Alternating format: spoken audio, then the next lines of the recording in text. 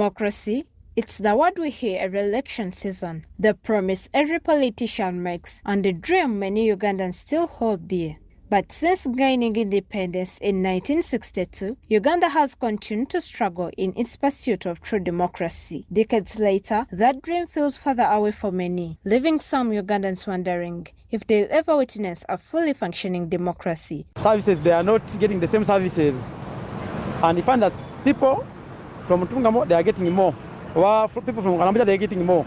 And here, people from Uganda, they are getting small. It means there is no democracy. Just months before independence, Uganda held its first national elections in April 1962, a historic moment that marked the birth of self-governance. The Uganda People's Congress won 37 seats and formed a coalition government with the Kabaka Party.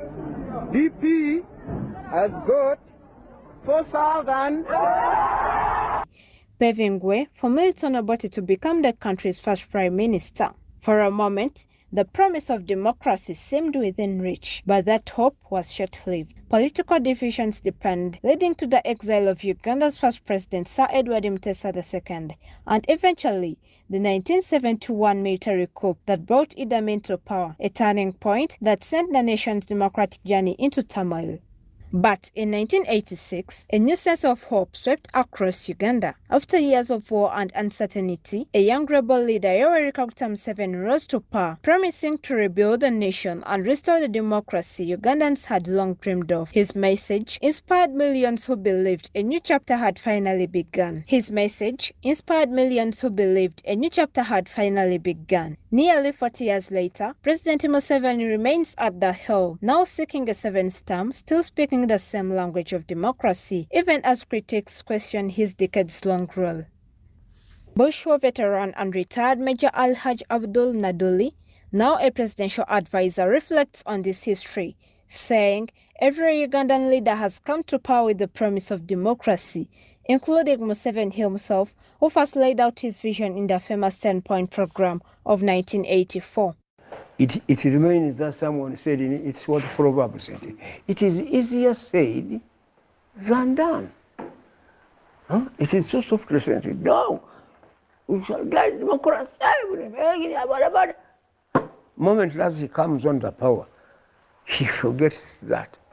And he abandons it in the same place where you stood to say so. Political analyst and academician Yusuf Seronkuma explains that while Ugandans understand the basic surface meaning of democracy, its deeper technicalities are often misunderstood. What we've done, governance has become technical.